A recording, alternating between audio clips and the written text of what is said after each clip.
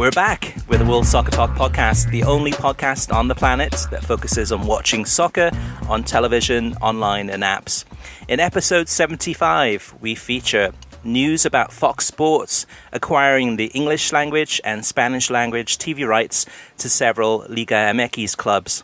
Plus, we've got which European league sold their TV rights for $1.3 billion, and big TV ratings news about the UEFA Champions League final between Liverpool and Real Madrid. Plus lots of letters from you, the listeners. My name is Christopher Harris, a.k.a. The Gaffer, and I'm joined by Kartik Krishnaiyer. Just a couple of weeks ago to go, Kartik, until the World Cup kicks off. And it's the calm before the storm. So for listeners and for you, Kartik, it's probably a good time to kind of just take a break. Not as many soccer games on television. We can look back at this past week, but it's a chance to actually recharge those batteries, because in 2 weeks from now, it's going to be essentially 3 games a day for a whole month. Yeah, for me, I'm trying to take this time to not really watch any soccer, and I say this, and I made the announcement of taking a couple of weeks off, but there's always news that happens, and there's more and more news that seems to be coming out about U.S. soccer and Major League Soccer and our lower divisions in the U.S., and quite frankly, Chris, I mean, I'm connected, as you know, as our listeners know, to a number of local clubs in South Florida, and I'm going Wednesday, Saturday, attending matches. So I was at a Miami FC versus Fort Lauderdale Storm game last night. I'll be actually calling the Boca FC versus Miami FC game on Saturday for radio, and then there's an Open Cup game the next Wednesday. So I say I'm taking a break, but soccer never sleeps. Yeah, I guess for listeners, and myself included too, it's probably a good time to actually go see your local clubs. I mean, go see whether it's USL or NPSL or Major League Soccer or whatever league it may be. It's a good chance to kind of go to some of those. So if you do have a local club, definitely check it out. So Kartik, we've got some big news this week across the board, but let's go ahead and start off with what we've been watching and what stood out for you this past week. Yeah, so Fulham and Aston Villa, obviously, in the championship final, which was on ESPN Plus behind a paywall here in the United States. John Champion called the match in the style that only John Champion can. And it's funny, I think we're seeing so many championship matches on the ESPN family of networks this year, where John Champion now has become, for American audiences, the voice of the championship, much like, and we're used to his voice on the Premier League, and we're used to his voice on other ESPN-produced broadcasts, even in the U.S., International Champions Cup, etc., some U.S. men's national team games, occasional MLS games. But very soothing, very calming. I thought it was a rather pedestrian match, considering what was at stake. I mean, you never know what you get in these championship finals. You get the Swansea Reading final from a couple of years ago, which we know you were on the edge of your seat for, Chris, and very nervous. Big day in Swans history. Or do you get a final like this, or the year Palace played Watford in the final? The semifinals in both ties had been fantastic, and Watford and Palace played in the final. It was one of the worst matches I can remember watching on the big stage. This was a good 30 minutes from Fulham. After that, I thought the match was pretty poor. Jack Grealish stood out as a player that he's developed and evolved his game. I mean, there was a lot of hype about him a few years ago when Villa were still in the Premier League. He didn't pan out at that time. A lot of controversy about whether he committed to England or the Republic of Ireland internationally at the time. But now he seems a tidy player. And then on the Fulham side, Sessegnon, player everyone wants to see. There was a lot of articles written after this match, Chris, about how Fulham could help revive the kind of stylistic feel of the Premier League next season.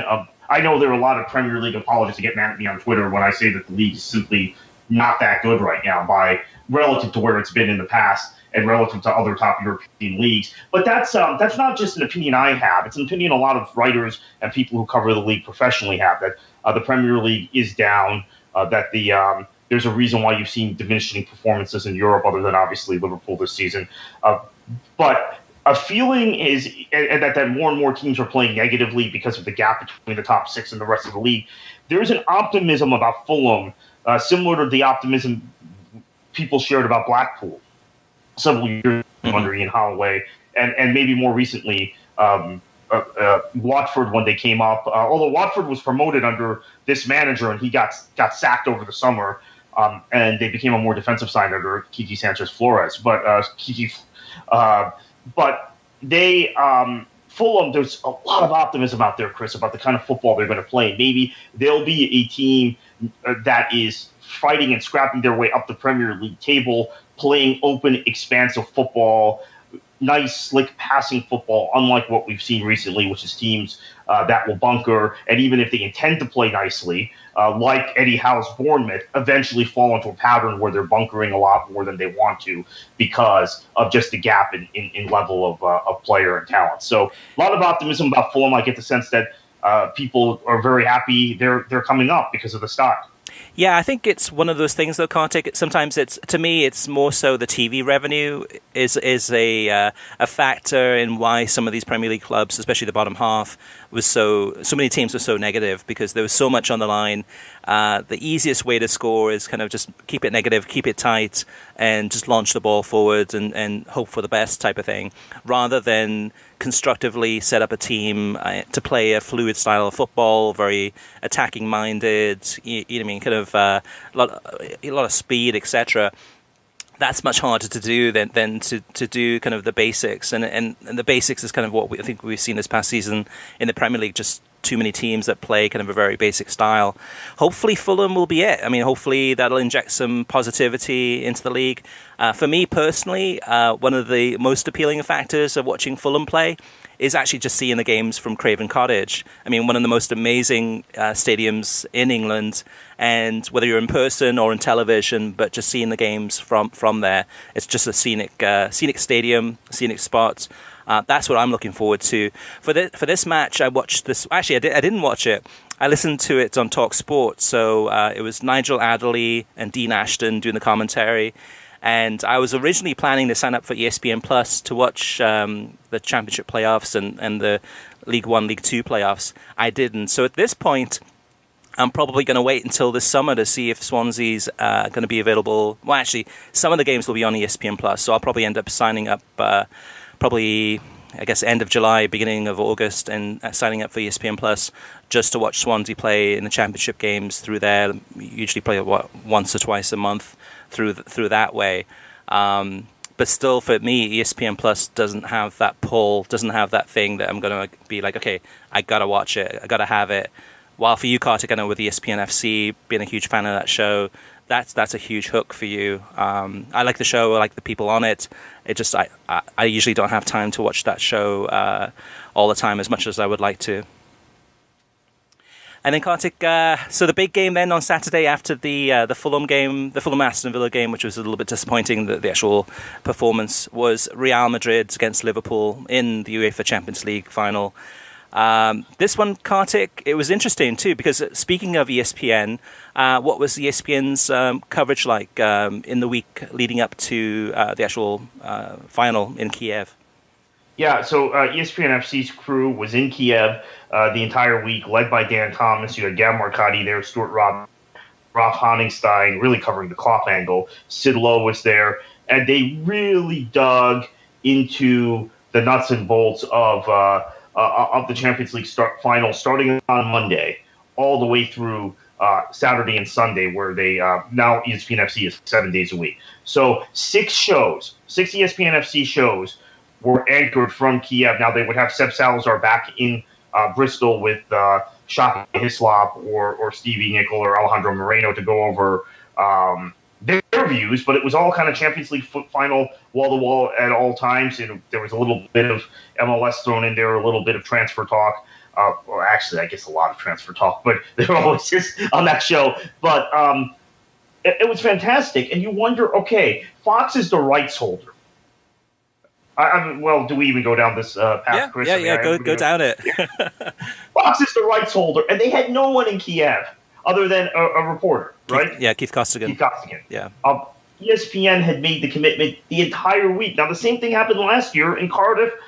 It was one thing when it was in Cardiff. Look, most of you, if you're Americans who listen to the show, you probably like Chris and I, go to the UK. every year, every other year, every third year, but you go often. Getting to Cardiff is not very difficult from the east coast of the United States, but getting to Kiev is a whole nother ball of wax. And yet they still made the institutional commitment to take people based in the U.S. and then grab their European-based correspondents and bring them to Kiev, which is quite impressive. And again, their previews, ESPN FC, it's now behind a paywall, unfortunately, as you mentioned. But all of that was indispensable because there was no build-up, there was no previews, there was no real bumper coverage from Fox at all. Yeah. Now, again, they've lost the rights. I get that, but this is something that's gone on in previous years also.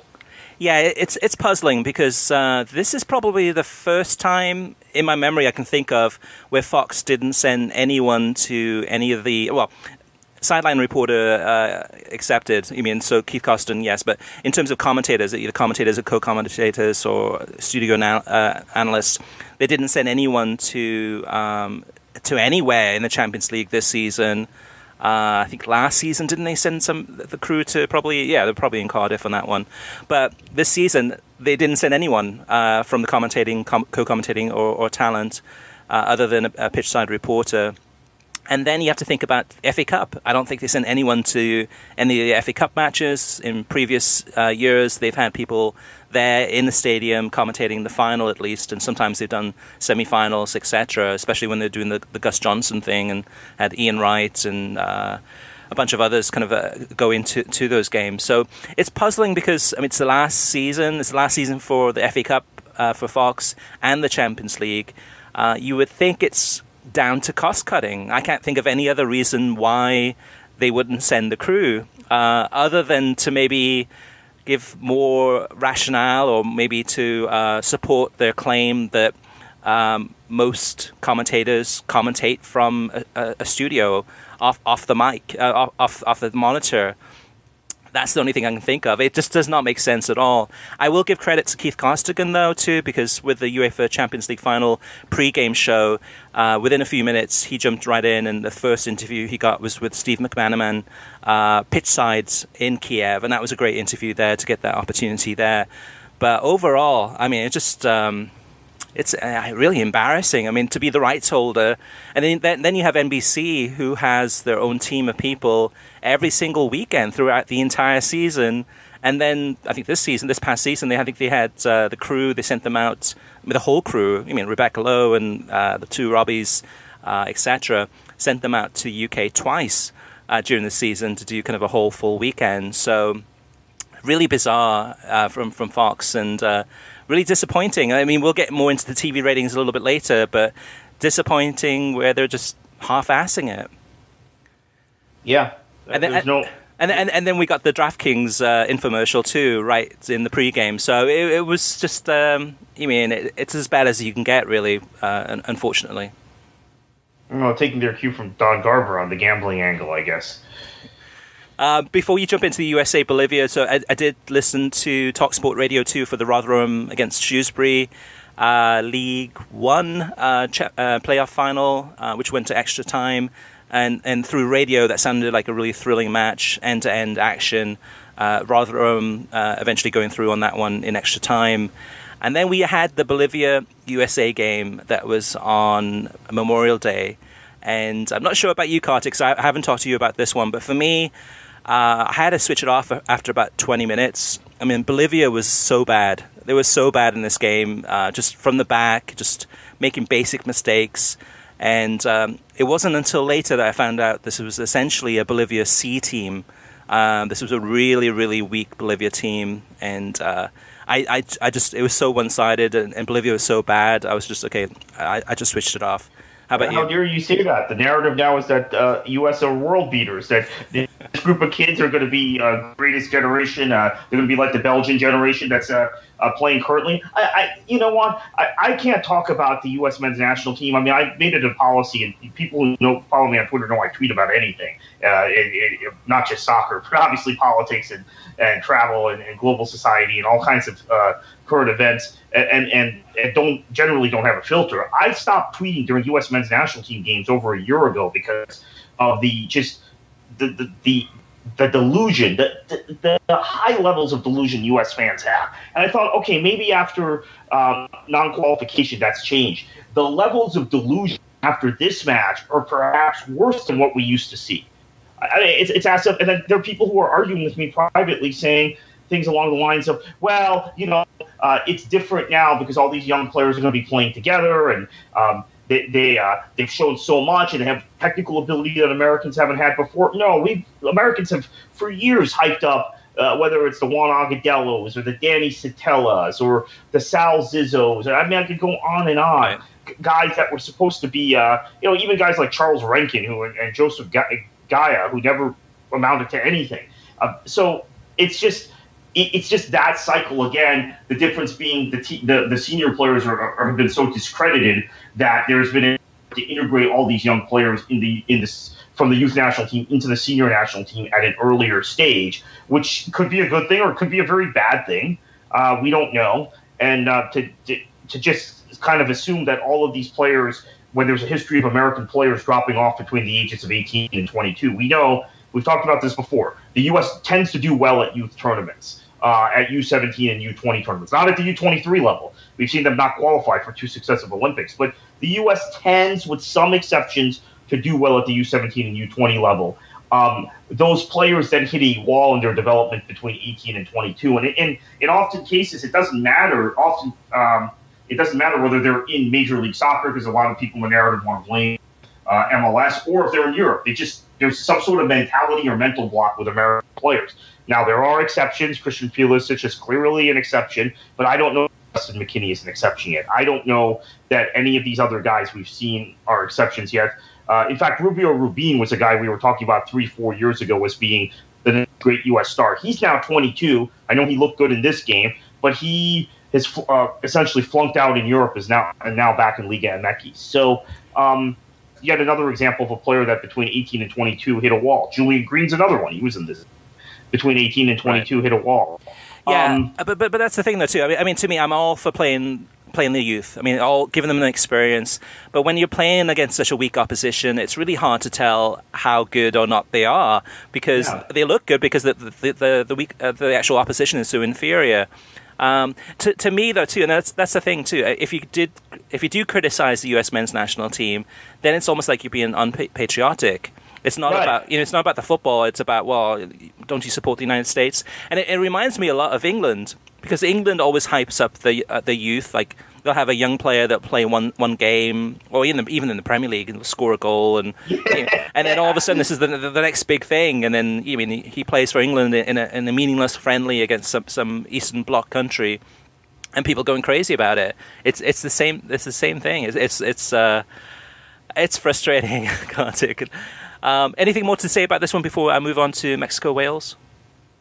No, that's about it. All right, speaking of meaningless friendlies, we had Mexico against Wales, and I'm Welsh. I was born in Wales. I grew up in Wales, and I'm an American citizen, and I also have my British passport still, and I go back to Wales every few years or so. But in this game, I couldn't believe how many youngsters Wales was playing against a pretty strong Mexico team.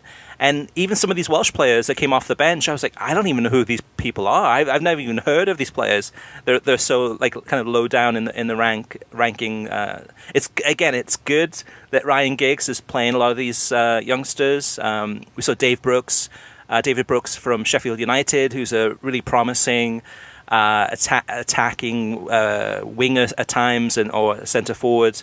So definitely some good youth coming through the system, and played in front of a huge crowd at the Rose Bowl. But I think I switched it off after halftime. Again, it's a meaningless friendly. It's just an opportunity to get these players some fitness and to kind of gel together before the World Cup in Mexico's case. But as a TV viewing perspective, it's a complete turn-off.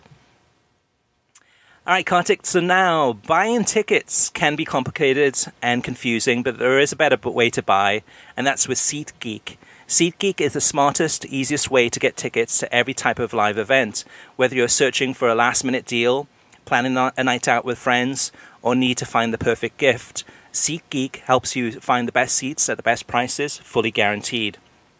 There's nothing quite like being there in person, and SeatGeek will get you closer to the action for a great value. I have the SeatGeek app on my phone, and it's by far the easiest way I've found to shop for tickets. I can be anywhere, and just with a few taps, I can instantly find seats. I used the SeatGeek app just the other day to buy tickets to the International Champions Cup coming up this summer throughout the States, and it's really, really easy to use. Now, SeatGeek is designed to make your ticket buying experience easier than ever. It saves you time and money by searching multiple ticket sites to compare prices and find amazing deals. And to get you the most bang for your buck, SeatGeek grades every ticket based on value to help you immediately identify the best seats that fit your budget. Plus, every purchase is fully guaranteed, so you can shop for tickets on SeatGeek with confidence. Make SeatGeek your go-to app for finding the best deals on every type of ticket, from sports and concerts to comedy and theatre. Best of all, my listeners get $20 off their first SeatGeek purchase. Just download the SeatGeek app and enter promo code WSTPOD today. That's promo code WSTPOD for $20 off your first SeatGeek purchase. Now, Kartik, let's move on to TV streaming news. Yeah, so Fox Sports, as reported first on World Soccer Talk, has acquired Club Tijuana, the Zolos, rights in English and Spanish, and they've also picked up some other Liga MX rights with Monterrey and Santos Laguna. Obviously, Santos Laguna, the reigning champions. Monterrey have been arguably the best team in the North American region or in the CONCACAF region, club team, over the course of the last almost decade. And Tijuana is probably one of the most popular club teams in the United States. So great pickups for Fox Sports as they're losing rights with other soccer properties. Yeah, I'm surprised on this one that more people haven't reported on it. So World Soccer Talk broke the story this week, and this is huge. This is massive news to have English language and Spanish language rights to Liga MX games. And like you said too, Kartik, Club Tijuana is kind of a very hip club. It's just over the border from Southern California. I know there's a lot of soccer fans in Southern California that they consider that their home team. They'll drive down to games to see Club Tijuana play, usually on Friday nights for the home games. And that's what Fox has the rights to beginning in late July. They'll have the rights to the home games for Club Tijuana in both Liga MX and Copa MX, as well as the Spanish rights too. So the Spanish rights will be on Fox Deportes, and we're looking at probably FS1 or FS2 for the actual English rights. Now the Santos Laguna, which is huge too, because I mean they just won the Liga MX, was it the Clausura, just a few weeks ago. So the Santos Laguna rights will begin in July 2019. So listeners will have to wait a year for that to be able to watch those games on Fox Sports. Monterrey, it'll start in, again, late July this year. Monterrey, I mean, it's got a fantastic stadium with a beautiful backdrop, one of the oldest clubs in Mexico. And then Santos Laguna, they're definitely doing really well on the pitch. So this is huge, and there's a lot of people excited about this, and I think this is going to be a huge hit for Fox Sports. So, I mean, full credit to them for making a great decision here to bring on those rights, and it'll be interesting to see who they put in the spots for the commentators and the analysts. Because personally speaking, so far with the Mexico games, the L3 games, I think who they have, the talent that they have is pretty weak. So there's definitely an opportunity to improve in that area. Now, Kartik, speaking of Fox Sports, our friend Rob Stone, Fox Sports presenter, was on the Alexi Lalas State of the Union podcast this week, and I listened in just to see if there was anything, any news or anything interesting that came out of it. And here's what I got. So let me go ahead and play this for you, and then I'll get your reaction, and then I'll talk about my reaction in a second. Napoli's been there. Roma showed great growth this year. Roma showed great growth and all that kind of stuff. But Mamasi's case is how it relates to the league and the perception of the league, especially globally now, because these are global brands. And I'm not talking about the individual teams as global brands. I'm talking about the leagues as global brands. you still cannot touch the EPL. Now, the EPL is the most popular league in the world. I would say that it is, for a lot of people, the most entertaining, and I don't think I'm going out on a limb by saying that. But I would also submit to you that it is the most competitive because of the fact that there are so many teams, notwithstanding what Manchester City did this year, but the fact that you can have a Leicester, the fact that, now, not competitive relative to MLS, where any team any year can win it, but you still have so many more teams in the EPL that at the beginning of the season you think this team can win it, as opposed to those other leagues. So, yes, Real Madrid is dominating, and La Liga teams have done very, very well. But I don't think that it translates to the value of La Liga in the way that it translates to the value of EPL. I look at a lot of things through a marketing or PR type eye scope of things, you know. There are many people out there that would take you to task for that. I get yelled at that for all the time. Yeah, I think American soccer fans do that more so than any, but just because... Probably, but my point being, La Liga, do we have great respect for it? Of course we do. But La Liga only matters a couple weekends a year, in all honesty. Hot take alert. Am I wrong? When do Real Madrid and Barcelona play each other? Circle that. Great. El Clasico. Here we go. Then it's like, now change the channel and get me back to my regular programming, which is, the ton of storylines that EPL has so fantastically been able to produce. They have marketed themselves really well. Their PR is... Okay. And then he goes on and on and on. Kartik, what's your thoughts about that one? I always get on these American fans of the Premier League, and not all of them, obviously, but a lot of American fans of the Premier League have a very ignorant view of of La Liga. They say it's a two-team league. They say that the teams mid-table in Spain can't compete with the teams mid-table in England. Look, the Premier League is my favorite league. I'm an Anglophile. I mean, everything. So much of my life is based around things that go on in Britain that I'm partial to the Premier League. But I will tell you, I think even teams 10 through 15 or 7 through 15 in La Liga are much better at this very point in time, than in the Premier League. Chris, I get on these American fans for expressing such an ignorant view, such a view which is divorced from reality, Premier League propaganda, very, very...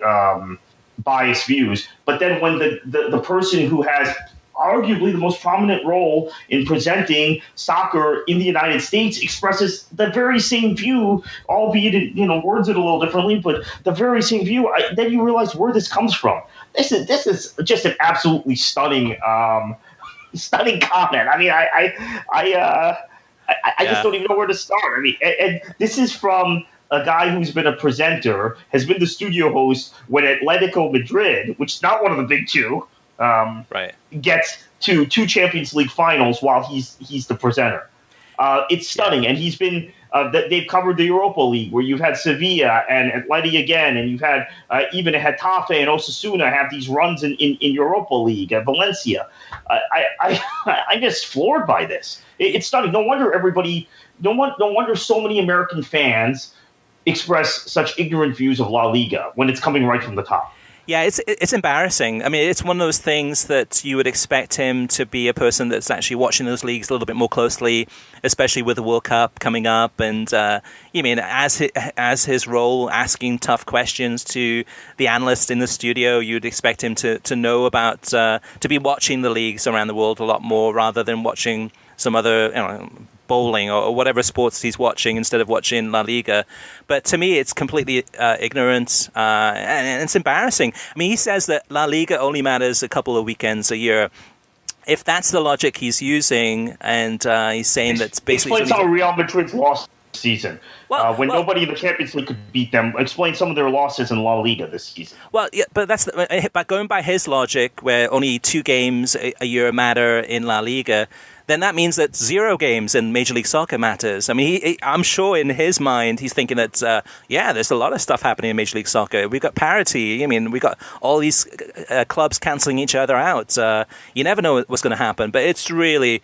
embarrassing. The other thing that's embarrassing too is that Fox Sports potentially could have an opportunity to acquire the rights to La Liga in the near future with the beIN's rights are coming up in probably about a year and a half to 2 years. That there's a chance for the English language rights to be acquired by, say, a Fox, and Fox could have these games in the afternoons on weekends when they've lost out on the UEFA Champions League. It's really embarrassing, and in some ways I'm not surprised, but still, it's when I heard it, I was flabbergasted. I'm like, I can't believe he's thinking that way, but that explains a lot. Yeah, it sure does. All right, moving on. Some big news out of the Middle East this week, and for those who may not be aware of this story, I don't think we've covered it up until this date. But what's happening is that, politically speaking, there's a lot of, I guess, a lot of turmoil between the Middle East countries, Qatar and Saudi Arabia especially.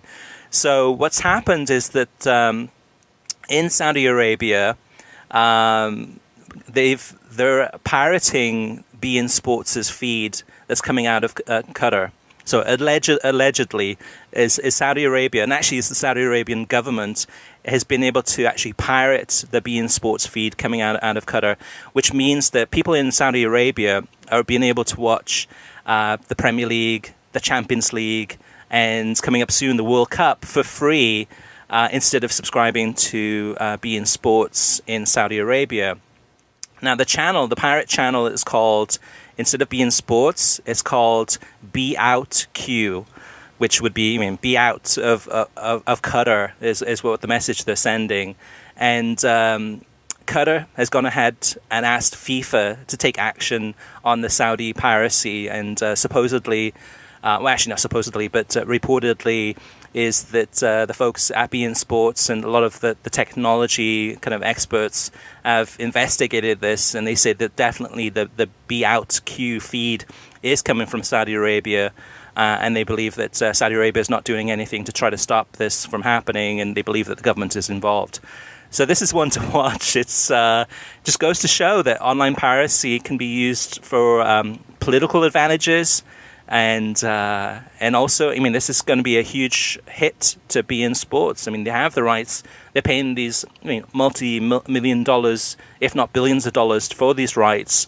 And they're being hurt by the Saudi Arabian, if not the government, or at least the Saudi Arabian pirate group out of there. All right, Kartik, one more piece of news before we move on. Yeah, so Liga TV rights have been sold for $1 billion, a 60% increase to MediaPro, who also, by the way, acquired the European rights, continental European rights for Serie A recently, a Chinese company. So this is a pretty stark development. They're going ahead and spending a lot of money to acquire rights to the top European leagues. Yeah, and just to clarify, so that's £1 billion, so it's about $1.3 billion. This is in France only, so it's the domestic rights.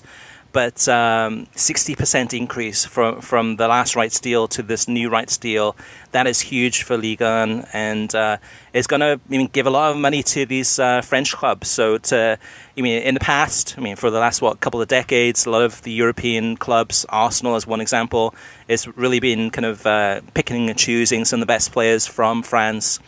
This will give an opportunity now for the French clubs to hold on to some of those players and potentially go ahead and compete better in the Champions League.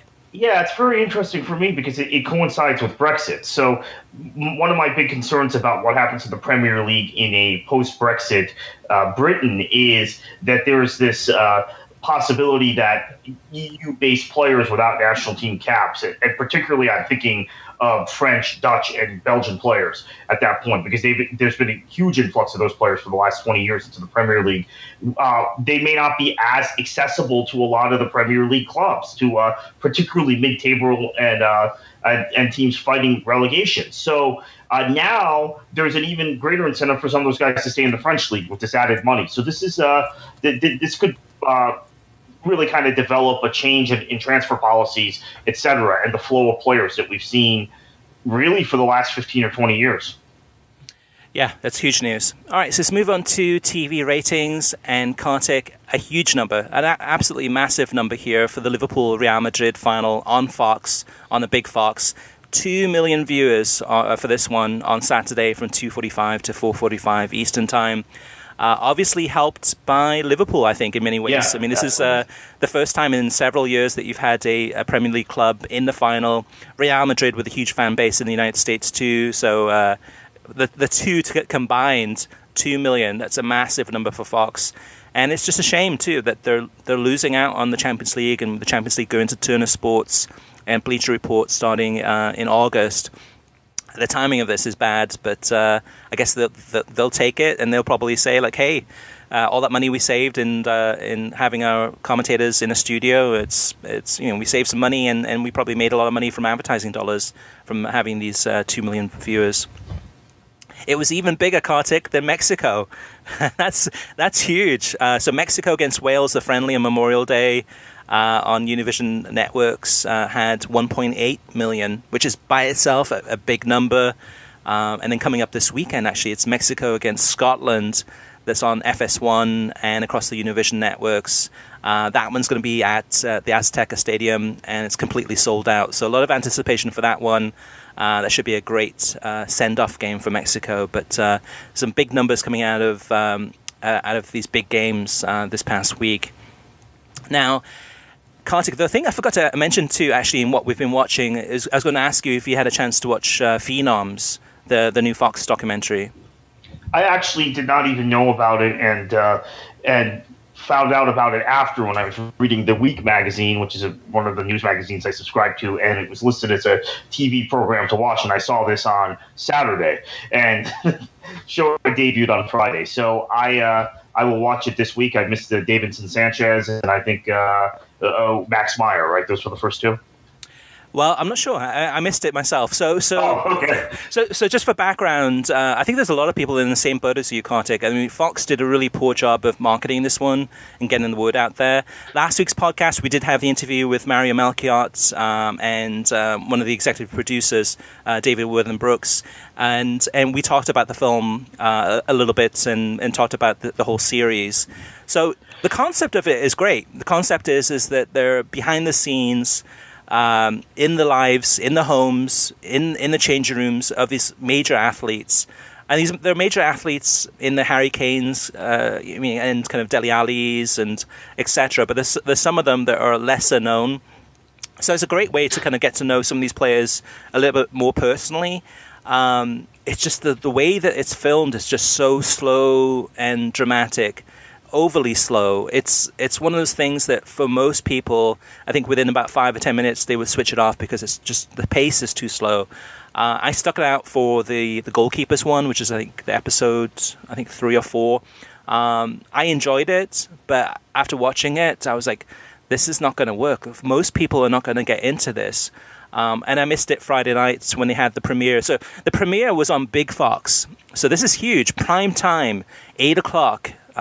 Most of us didn't hear much about it, but this is 8 o'clock on a Friday night, and they had a double header. So they had the first episode followed by the second episode. So TV ratings, that's why I bring it up, is this past, so that opening night. So the week prior to that, just to give some context, so the week prior to that, Fox on a Friday night in that same time slot had a show called MasterChef Junior. Which is a broader appeal by all means, really. So that one had 3 million viewers for that first hour of the show, and then for the second hour of the show, the MasterChef Junior, they had 3.5 million. So that's the context of it. So Phenoms in the first hour on Friday night had 813,000 viewers. Which by itself, in soccer circles, that's a good number. But when it's primetime Fox on a Friday night, in the homes, in all homes across the United States, that's really low, really, really low. And then for the second hour, it had 511,000, which is even lower. So you can see that people watch the first hour, and of those that watched the first hour, a large percentage of those dropped off and didn't even watch the second hour. in comparison to MasterChef Junior from the previous week, where the second hour of the show was actually about 500,000 more than the first hour. So all in all, disappointing numbers. I mean, from Fox's point of view, it's really to promote the World Cup. And again, it was. I used the term before, but it's half-assed. It's most people didn't know about it. We did the interview with Mary Melchiot to try to get some publicity, but that's about it. I mean, there's really not much else going on, and I don't see a lot of other people talking about it either. So it's if you do get a chance to watch it, some of us will like it. I recommend watching it, giving it an opportunity, giving it a chance. I enjoyed it. I just wasn't thrilled by it. All right, Kartik, so how about you go through some of these other numbers that came through this past week? Yeah, so we had 281,000 for an MLS game between NYCFC and Houston on the Univision networks. We had 144,000, just a terrible number, for the Sporting KC Columbus game on FS1. 110,000 for Chicago Orlando Pride NWSL game on Lifetime, which, by the way, was a great game. It was a 5-2 match. Orlando won. Cindy LaRue had 2 goals, so it's good to see her getting back into some form, maybe pressing Jill Ellis to be returned to the women's national team. That game, I should mention, I DVR'd it, but it ran concurrent with the Champions League final, which is interesting. It still got 110,000 viewers. Then 52,000 for the much talked about friendly between LAFC and Dortmund on Univision Deportes last week. I can't think of anything worse than a midweek game between an MLS side and a Bundesliga side if you want good ratings. I mean, again, the Bundesliga ratings are terrible in this country. I know there are a lot of people who want to argue with me about how many Bayern Munich fans there are in this country, how there are so many more Bayern Munich fans than West Ham fans or Everton fans. I don't believe that. And the television ratings certainly back up my point of view. Yeah, it's disappointing. I mean, the LAFC, which is kind of positioned as a hip MLS club, a new team. Borussia Dortmund, which is positioned as a very hip German club. And Univision, which usually gets massive numbers for any soccer game that it has, 52,000 viewers. And I believe that one of the U17 games that they showed last week on Univision had more viewers than this one. It's strange. It's really strange. It was also on FS1, which was like a last-minute decision that they just decided to go ahead and broadcast this game. I'm not sure what the numbers were for that one, but I'm sure they probably weren't that much better. But really disappointing there. The NWSL number, that's good to see because it's been really difficult to get any numbers out of the NWSL this season. And I think that's the first one we've seen since the season started. So 110,000 viewers for Chicago against Orlando Pride on Lifetime. That's great. Great news there. Let's move on to Listener Mailbag. We've got a bunch of mail this week. First one is from F. Stover1 through Twitter, and he says that Stu Holden always sounds like he's yelling at me. The Gus Johnson of co-commentators. I much prefer the conversational style of Jim Beglin and others. Jay Riddle says, this is for you, Kartik, on Twitter. Can I put in a request for y'all to include your analysis of the Max Bredos Fernando Fiore duo commentating the LAFC DC match, please? Did you get a chance to watch this one?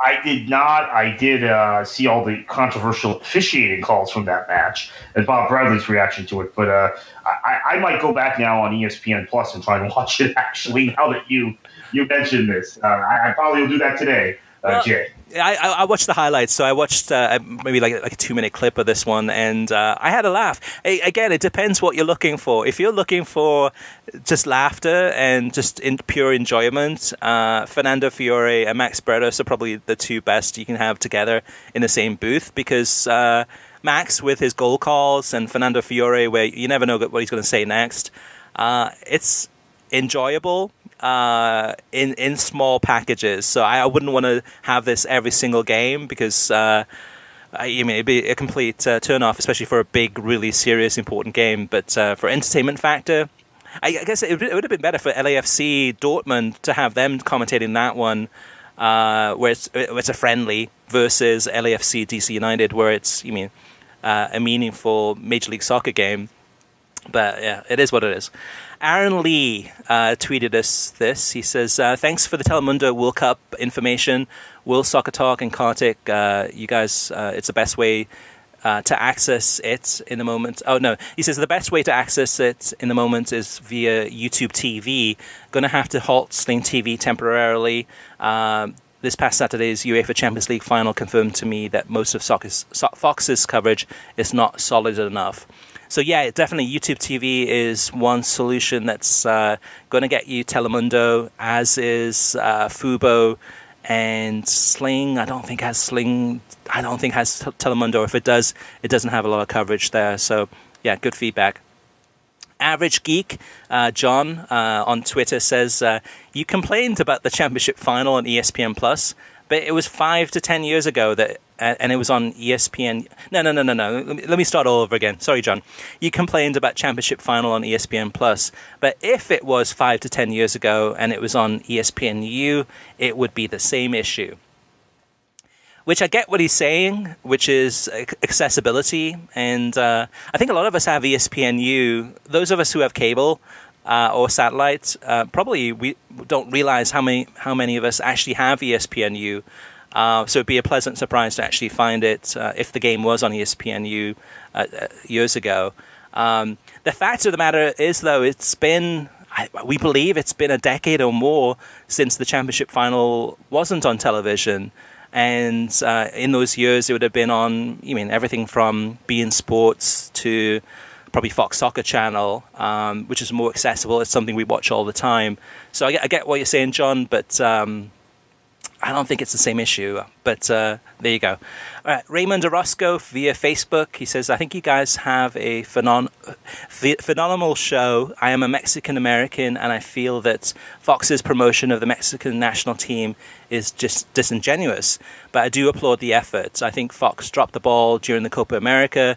They could have been one of the first networks to really showcase Hispanic American, Latin American soccer culture in this country as uniquely American.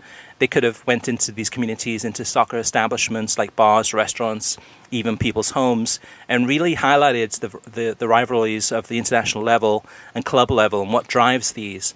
They do this for a lot of English football and European football. Why can't they do that for football from the Americas? Once again, it showcases how uniquely American it is here in the United States. This is a huge percentage of the American soccer fans. Thank you for your time. And he says, which is excellent points, Kartik. I completely agree. And he adds, he says, I know you guys deal with the critiques of the media. I would be very interested to know how England versus Scotland is covered in England. And I would really like to know how a West Indies cricket match between England is covered in England, or India versus England, and compare that to how English-speaking networks cover US versus Mexico. I think there are a lot of cultural similarities in these rivalries. So I'll take the England-Scotland one, and it's been many, many years. It's probably been a couple of decades since I've watched an England-Scotland game from England, from the BBC. But yeah, I mean, for sure, it was very, at the time, very pro-England, and kind of most of the talk, most of the discussion was all about England, very little on Scotland. So I get your point there too. If it's a USA-Bolivia game USA-Mexico game where Fox would cover mostly, in the past, would focus mostly on the US instead of Mexico. Kartik, anything about the cricket? I don't think you're a big cricket fan, but I don't know if you have anything additional to add. No, I'm not a big cricket fan. Although I think the coverage of cricket in India is excessively jingoistic. I mean, that I've noticed, and it's often done from an Indian perspective. I mean, I think it varies, though, again, by network in the U.S., because we've sat down and talked to Taylor Twellman, and he said, look, if the U.S. is playing Jamaica, it's my job to inform the Jamaican fans who might be watching, because we have all of these groups in the U.S. We have people from all these different countries who are potentially rooting for these countries in the U.S. Fox, on the other hand, has not taken that attitude. So I think it's also a difference in broadcaster and maybe broadcast talent also and how they approach it.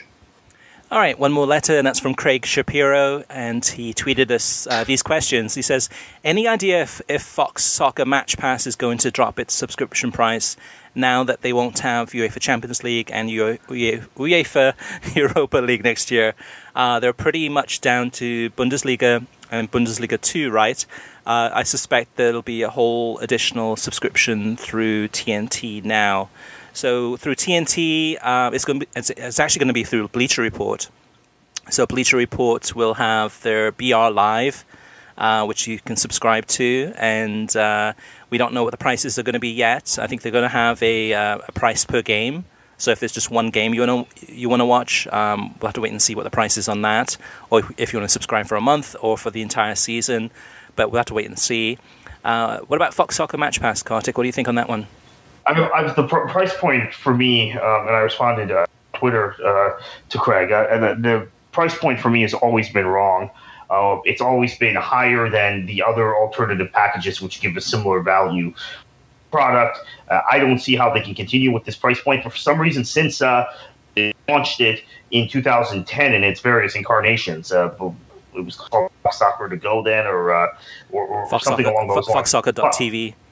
.tv, that's right, and then it was Fox Soccer to Go. It's always been priced too high relative to the market, from my perspective, and I stopped subscribing to it years ago for that reason. Even though I was missing some of the products, soccer products, because of it. So maybe there's no incentive for them to drop the price point, But given ESPN Plus is $4.99 a month. Bleacher Report Live, I can guarantee you, will not be $19.99 a month. Okay, it might be $9.99. It'll probably be more expensive than ESPN Plus, but it's not going to be. You're going to get a lot more value for it. I just don't know how they can continue, but they have kept this sort of philosophy about the pricing for 8 years now, and maybe it's because they just don't have that many subscribers. So maybe they'll keep it at that price. But I certainly wouldn't pay that for what they give. Yeah. And so for some background on this one too, because Fox Soccer Match Pass is actually a product from Perform, which we talked about in last week's episode. So Perform, it's their product, and it has Fox's. I guess Fox's. Perform is licensing it out to Fox. I think that's part of the reason that it's always been so expensive, is because Perform's taken their cut, whatever percentage of the subscription goes to them, and then also Fox has taken their cut too. So with this one, with Perform now launching DAZN this year in the United States, which is a new streaming product from them, I wonder if they'll just go ahead and get rid of Fox Soccer Match Pass and take all the Fox Soccer Match Pass products, which is the Bundesliga, Bundesliga 2, Copa Sudamericana, some of those games, and Copa Libertadores, some of those games, and then put that into DAZN and then add in wherever additional rights they'll get. So I know that they're interested in Serie A, FA Cup. There could be some other ones out there too that they're trying to snap up. And to me, that would make more sense if you have a product that's directly from Perform, which is called DAZN, is have all the Fox Soccer Match Pass on the stuff on there. Fox already has their Fox Sports Go product, which is for cable or television subscription people. And they also have the Fox Sports app. It's confusing because there's so many different ones. Fox Sports app, which also has all of the Fox coverage on there too. Again, it's not for cord cutters, but DAZN is, and maybe it's better for them to split and just go their separate ways and have people to go directly to DAZN. Pricing, we'll have to wait and see. I think that's the thing about ESPN Plus with that $4.99. I mean, that shakes everything up. So that puts the pressure on, say, a Bleacher Report, where $9.99 a month. It depends, though. There's some months where there's no Champions League going on, right? So, during the height of the group stage, $9.99 makes perfect sense, I think. But we'll have to wait and see. All right. Thank you for your comments, questions, feedback. You can always reach us via email through web at worldsoccertalk.com, as well as facebook.com/worldsoccertalk, and on Twitter at worldsoccertalk. Plus, of course, you can post your comments on our website, worldsoccertalk.com, and we'll read those out on air. So thank you for listening. You can get a new episode of the World Soccer Talk podcast every Thursday. Every episode is released on SoundCloud, YouTube, Stitcher, TuneIn, iTunes, Audio Boom, and worldsoccertalk.com. If you like the show, share it with your friends on social media and give us a review on iTunes. We'd greatly appreciate it. And Kartik, with a little bit of a break, but still a lot of soccer going on. What should they do this next week? Enjoy your football.